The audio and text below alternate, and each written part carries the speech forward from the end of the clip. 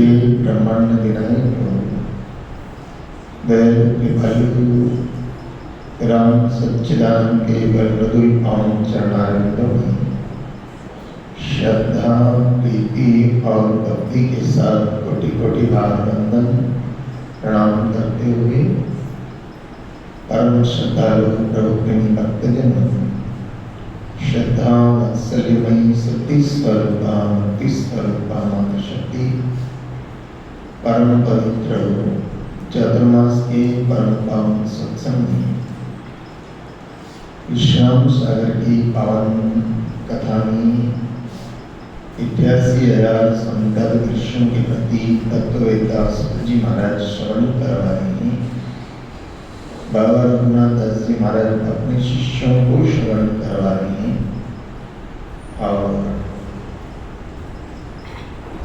श्रवणकालिक ऋषियों ने सूत जी महाराज के चरणों में प्रणाम करके कहा है कि हे नाथ,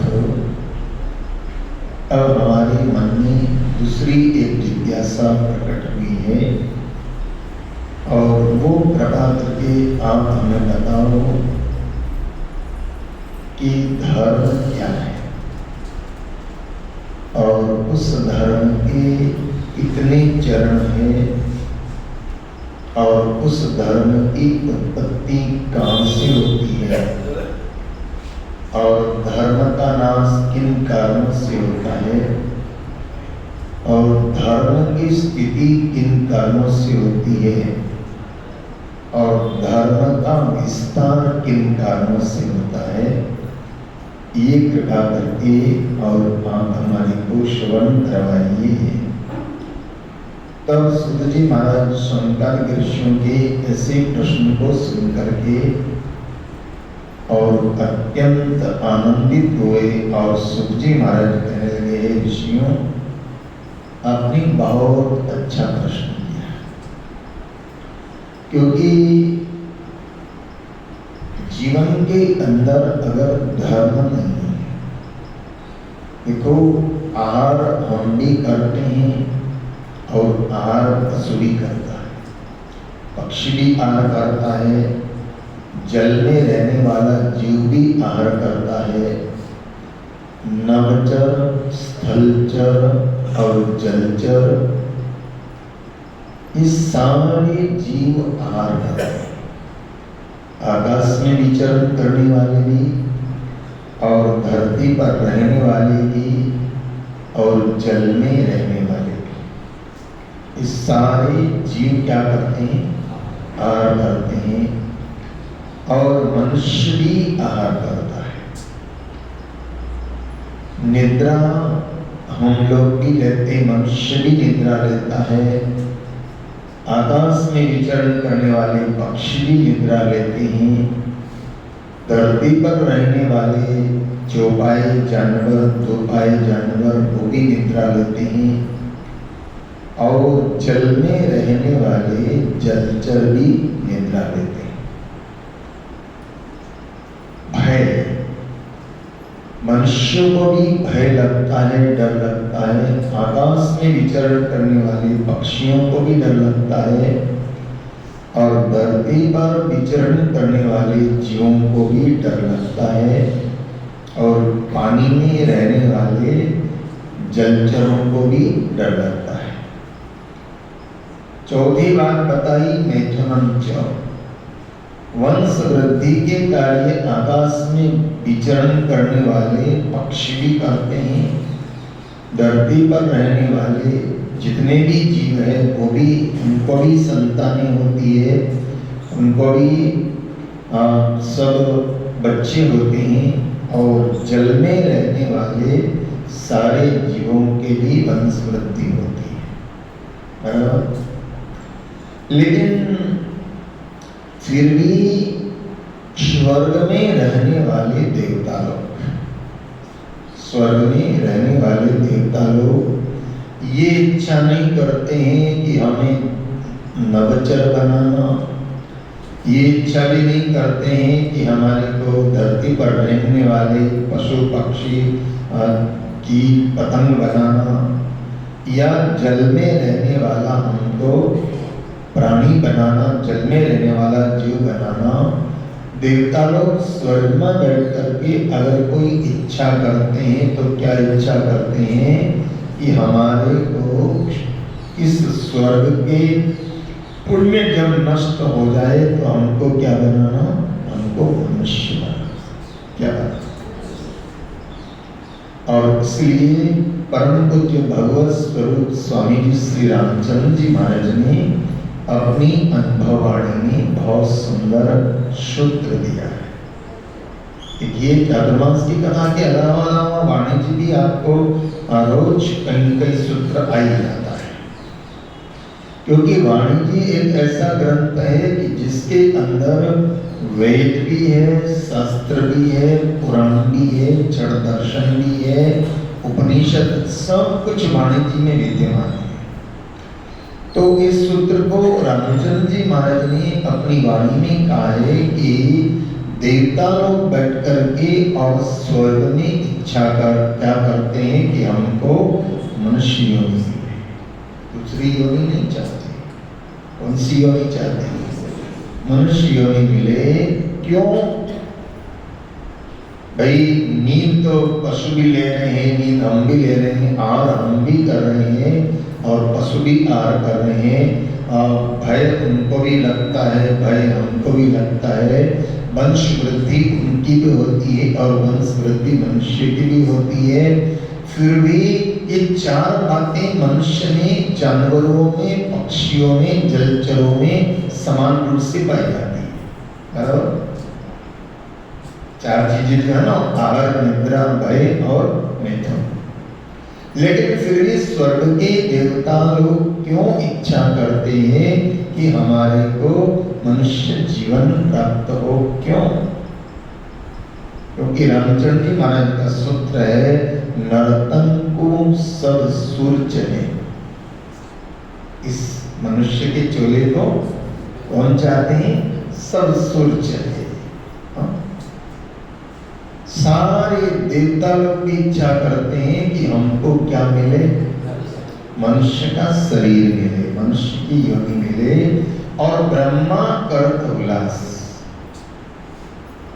रामचंद्र जी महाराज ने कितनी क्रांतिकारी बात कह दी कि जो ब्रह्मा जैसा ब्रह्मा, जो कि धरती, इस सृष्टि को उत्पन्न करता है,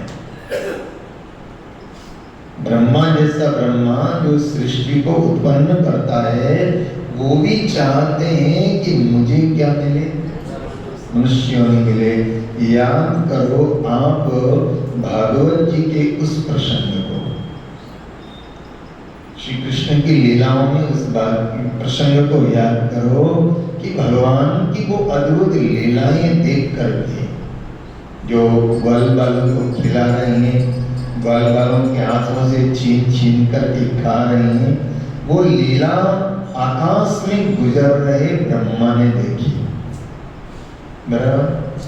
आकाश में गुजर रहे ब्रह्मा ने देखी, और ब्रह्मा ने देख करके, और ब्रह्मा जैसे ब्रह्मा को मोह पैदा हो गया, और ब्रह्मा भी भगवान की परीक्षा लेने के लिए उपाय करते हैं। कथा आप सब जानते हो कि ब्रह्मा ने क्या किया? एक बार बछड़ों को बंद कर दिया गुफा में, और एक बार ग्वाल बालों को भी बंद कर दिया। लेकिन भगवान ने ब्रह्मा की ऐसी परीक्षा लेने का उपाय देखा, तो भगवान ने अनंत रूप धारण कर लिए। बछड़ों का भी रूप धारण कर लिया और ग्वाल बालों का भी रूप धारण कर लिया। बछड़ों का भी रूप धारण कर लिया, ग्वाल बालों का भी रूप धारण कर लिया। और बाद में ब्रह्मा ने भगवान की वो सारी लीला देखी, तब ब्रह्मा ने क्या कहा कि मुझे धिक्कार है। ब्रह्मा ने कहा कि मुझे धिक्कार है कि मैं भगवान की लीला को समझ नहीं पाया, और धन्य है इन ग्वाल बालों को कि भगवान के साथ में लीला में शामिल हो। तो ब्रह्मा जी ने, उस ब्रह्मा जी की स्तुति बड़ी प्यारी है। उसके अंदर ब्रह्मा जी ने कहा है कि मुझे धिक्कार है कि मैं भगवान की लीला को समझ नहीं पाया, और धन्य है कौन?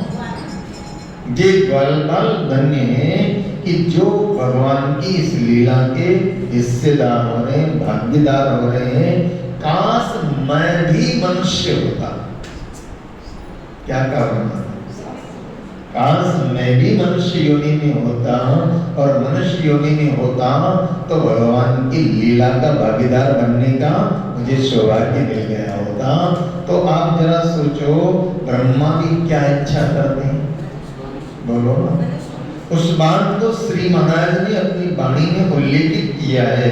वो प्रसंग वहां से उठाया है कि ब्रह्मा करत हुलास, ब्रह्मा भी हर्षित होकर के और इच्छा करते हैं कि मुझे क्या मिले? मनुष्य। नर्तन को सब सुर चाहिए, नर्तन को सब सुर चाहिए और ब्रह्मा करत हुलास। क्या विशेषता है इस मानव जीवन की? क्या सार्थकता है इस मानव जीवन की? बोले हम इस मानव जीवन के अंदर क्या मिल सकता है? धर्म मिल सकता है। क्या मिल सकता है? ब्रह्मा करत उल्लास और राम चरण याते रहे। ब्रह्म ज्ञान प्रकाश, ब्रह्म के ज्ञान की अगर प्राप्ति कर सकता है कोई जीव तो कहां कर सकता है? बोलो। मनुष्य योनि में कर सकता है। और इसलिए ब्रह्मा करत विलास और राम चरण याते रहे। ब्रह्म ज्ञान प्रकाश। और वहां श्रुतियां क्या कहती है, शास्त्र क्या कहते हैं कि आहार निद्रा भय में तुनंच सामान्य मेतक पशुभी नरा। पशु और नर में चार बातें बराबर है, लेकिन फिर भी मनुष्य जीवन की विशेषता क्या है? बोले धर्म हम आहार निद्रा भय तुलंच समान मेतक पशुभिः नराणाम धर्मस्य एक। क्या धर्म एक जो मनुष्य पालन कर सकता है? धर्मस्य एक। और धर्मेण हीना पशुभिः समाना। अगर कोई मनुष्य होकर के भी अगर धर्म का आचरण नहीं करता है तो वो मनुष्य के रूप में भी क्या है? इसलिए यहाँ जो सुध जी महाराज कह रहे हैं कि धर्मस्य एक अधिको विशेष। और धर्म का पालन करने की योग्यता कौन सी योनि में है? मनुष्य योनि में है। और इसलिए मनुष्य योनि को सफल कहा गया है और संतों ने गाया भी है कि बजराधे गोविंदा रे पगले, बजराधे गोविंदा रे, बजराधे गोविंदा रे पगले, बजराधे गोविंदा रे, बजराधे गोविंदा रे पगले, बजराधे गोविंदा। आए तन पिंजरे को छोड़ कहीं उड़ जाए न प्राण परिंदा रे। तन पिंजरे को छोड़ कहीं उड़ जाए न प्राण परिंदा रे।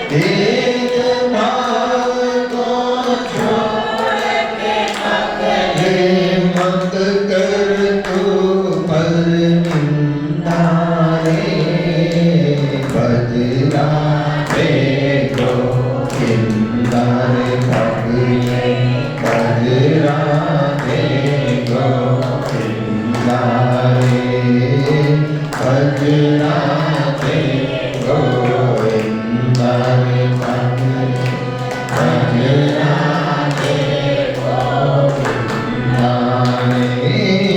तन पिंजरे को छोड़ गई उड़ जाए न प्राण परिंदा रे। तन पिंजरे को छोड़ गई उड़ जाए न प्राण परिंदा रे। भज राधे गोविंदा रे भज राधे गोविंदा रे भज राधे गोविंदा रे भज राधे गोविंदा रे। इस जीवन में सुख की कलियां और सभी दुख काटे रे। इस जीवन में सुख की कलियां और सभी दुख काटे रे। सुख में हर कोई ऐसा मांगे कोई ना दुख बांटे रे। सुख में हर कोई ऐसा मांगे कोई ना दुख बांटे रे।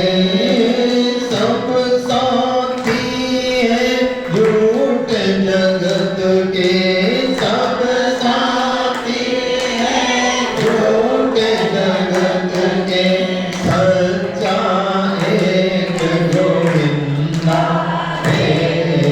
भज राधे गोविंदा रे भज राधे गोविंदा रे भज राधे गोविंदा रे भज राधे गोविंदा रे।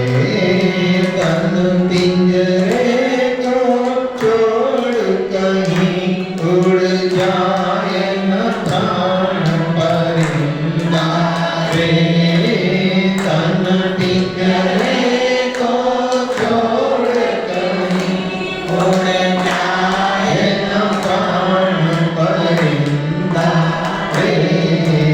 भज राधे गोविंदा रे भज राधे गोविंदा रे भज राधे गोविंदा रे भज राधे गोविंदा रे। इस चादर को बड़े जतन से ओढ़े दास कबीरा रे। इस चादर को बड़े जतन से ओढ़े दास कबीरा रे। इसे ओढ़ विष पान कर गई प्रेम दीवानी मीरा रे। इसे ओढ़ विष पान कर गई प्रेम दीवानी मीरा रे। इस चादर को पाप कर्म से इस चादर को पाप कर्म से मत कर तू अब गंदा रे। भज राधे गोविंदा रे भज राधे गोविंदा रे भज राधे गोविंदा रे भज राधे गोविंदा रे। तन पिंजरे को छोड़ कहीं उड़ जाए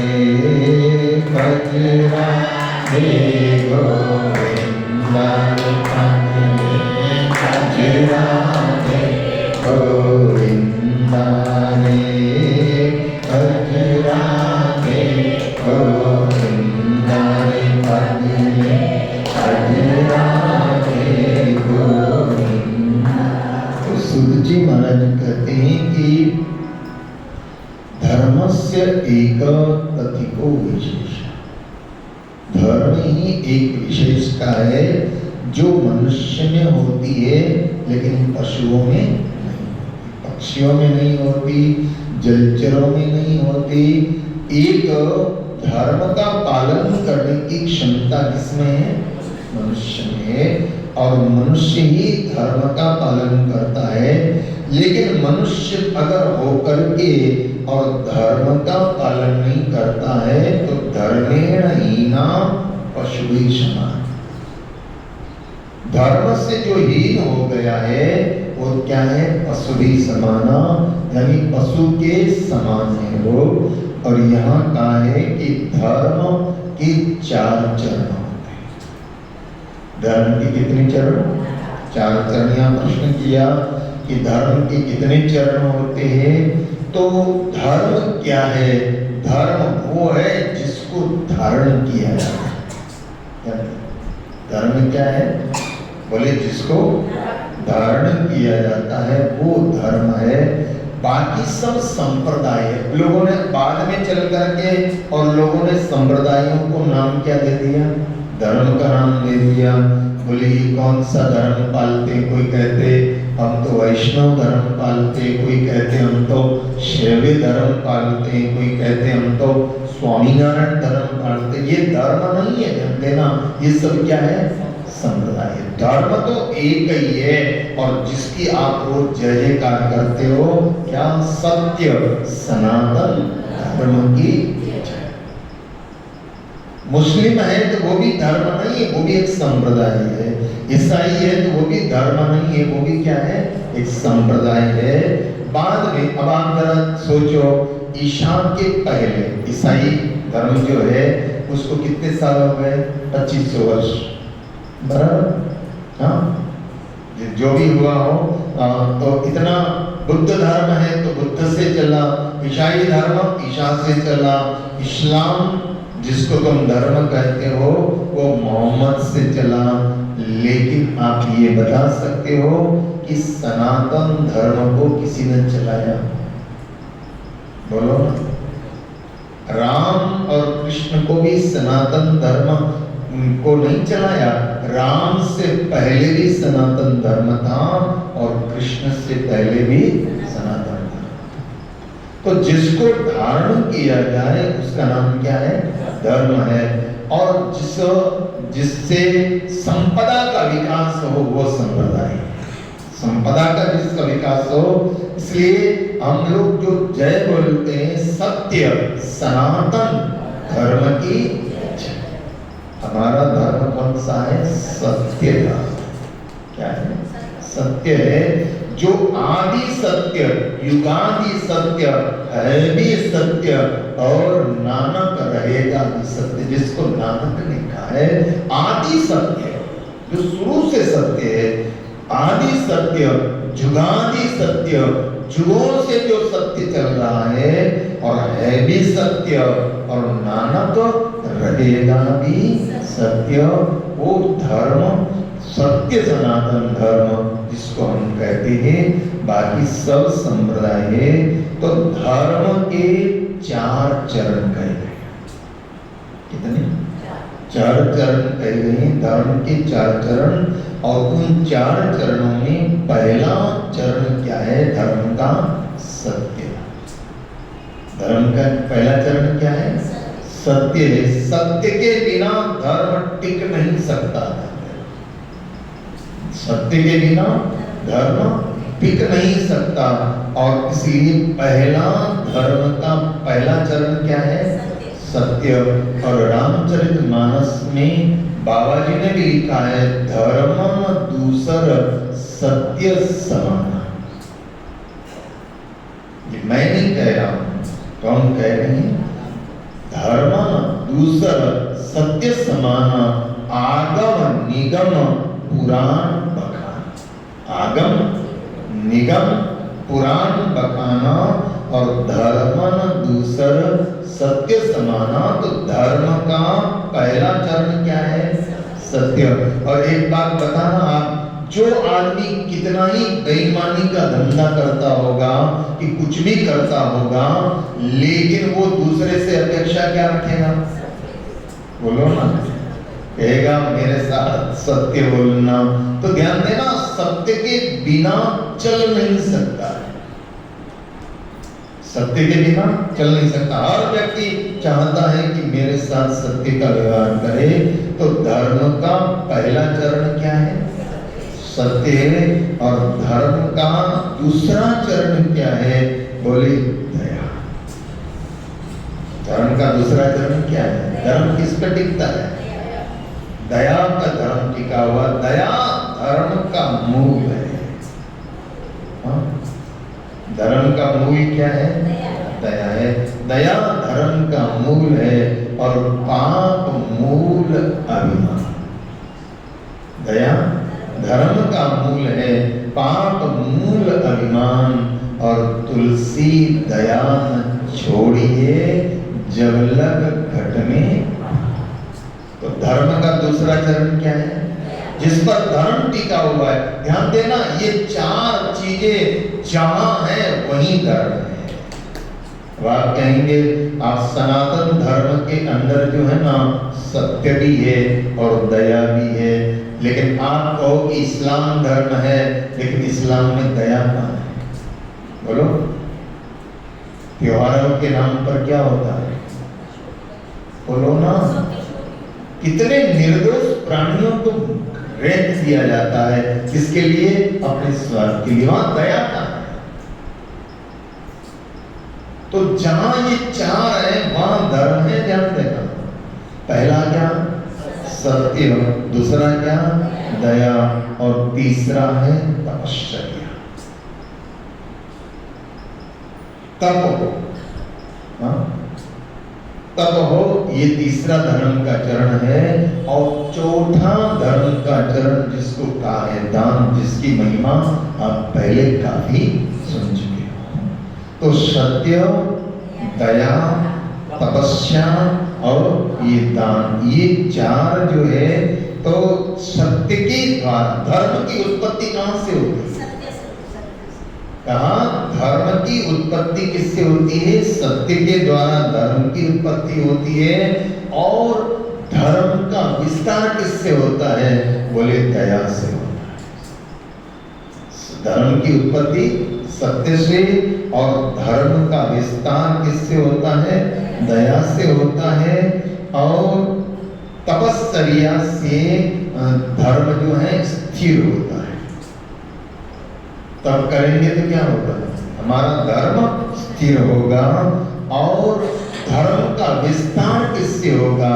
बोले दान से धर्म का विस्तार। ये चारों सूत्र समझना जरा कि सत्य सत्य के द्वारा धर्म की उत्पत्ति, बराबर। और विस्तार दया के द्वारा। जहां दया होगी, और महापुरुषों ने ऐसा भी कहा, एक शब्द मुझे याद नहीं आ रहा है, लेकिन दया जहां पर आप, बोले भगवान कहाँ रहता है? बोले जिसके जीवन के अंदर। और एक बहुत प्यारी कथा मैंने आपको पहले भी सुनाई होगा, शायद पहले भी सुनाई होगा। जैन शास्त्रों में बहुत प्यारी कथा आती है दया की, कि एक साधक बैठा, इसलिए दया तप से भी बड़ा है, ध्यान देना। और दया दान से भी बड़ा है, लेकिन दया से बड़ा सत्य है। लेकिन दया दूसरे क्रम पर है। तो धर्म का विस्तार किससे होता है? दया से होता है। तो यहाँ बताया कि दया का वो बड़ा प्यारा सूत्र जैन शास्त्र की कथा आती है कि एक साधक बैठा, क्या संकल्प करके बैठा कि एक सूखी लकड़ी लिया उसने। समझना जरा, समझाने के लिए कथा का ही होगा। तो एक सूखी लकड़ी लिया उसने और जमीन में उसको गाड़ दिया। और गांड करके उसने संकल्प लिया कि मैं जब तक तपस्या करता रहूंगा कि ये सूखी लकड़ी हरा पौधा न बन जाए। ये सूखी लकड़ी हरा पौधा न बन जाए, तब तक मैं तपस्या करता रहूंगा। और ध्यान देना, तपस्या में ये बल है। तप में क्या है? ये बल है कि असंभव को संभव कर सकता है। आपने पार्वती का और नारद जी का संवाद सुना शिवपुराण के अंतर्गत, और ये बात सबने कहा है कि पार्वती जी ने अपनी माँ को कहा कि ब्राह्मण मेरे सपने में आए और उन्होंने मुझे क्या कहा। वो बड़ा प्यारा संवाद है कि तपस्या के बल पर ही ब्रह्मा सृष्टि की उत्पत्ति करते हैं। तब बल बचे प्रपंच विधाता, ऐसा शब्द भगवती पार्वती कह रही है। तो तपस्या के बल पर ही ब्रह्मा क्या करते हैं? सृष्टि के उत्पन्न करते हैं। और तपस्या के बल पर ही विष्णु सृष्टि का पालन करते हैं। और तपस्या के बल पर ही शिव क्या करते हैं? संहार करते हैं। तो ये सबने तपस्या की। देखो, ब्रह्मा ने भी तप किया, विष्णु ने भी तप किया, शिव तो तप करते ही रहते हैं। और बड़े बड़े ऋषि मुनि महापुरुष हुए जिन्होंने इतनी सिद्धियां प्राप्त करी, किसके बल पर? तप के बल पर। तो तप के द्वारा असंभव कार्य भी संभव है। तो वो साधक बैठ गया जमीन में सूखी लकड़ी गाड़ करके कि ये सूखी लकड़ी जब तक हरी हो करके और पत्तियां नहीं निकल जाएगी, मैं अपनी जगह से उठूंगा। कथा बड़ी क्या है। बैठा है वो नदी के किनारे और गाड़ करके बैठ गया, तब कर रहा है, मंत्र जाप कर रहा है कि कब ये पौधा बने, सूखी लकड़ी पौधा बने और तब मैं उठूंगा। वो उसको दिन हो गए, तपस्या करते करते एक ही जगह बैठे बैठे उसको दिन हो गए, काफी दिन हो गए, लेकिन वो सूखी लकड़ी हरी नहीं बनी। फिर भी वो संकल्प करके बैठा है कि मैं उठूंगा ही नहीं, बस एक ही जगह बैठा रहूंगा, तब करता रहूंगा।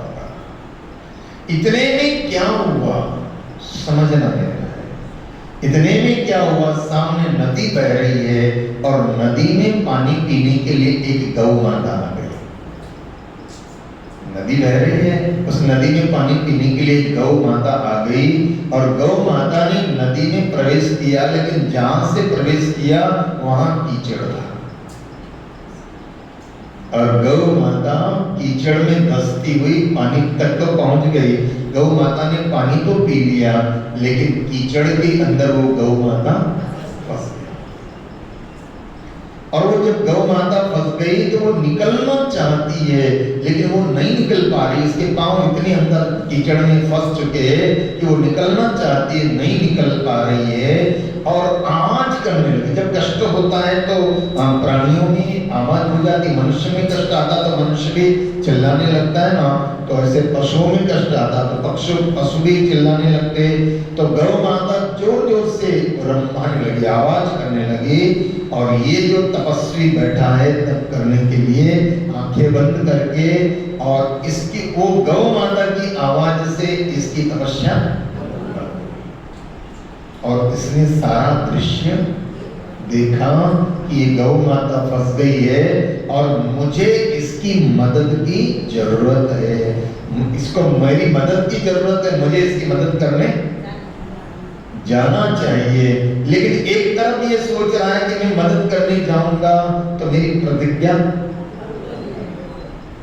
टूट जाएगी कि जब तक ये सूखी लकड़ी हरी नहीं हो जाएगी तब तक मैं उठूंगा नहीं। और एक तरफ मेरा को ये गौ माता रंभा करके और मुझे पुकार रही है, मदद के लिए आवाज लगा रही है, मुझे क्या करना चाहिए।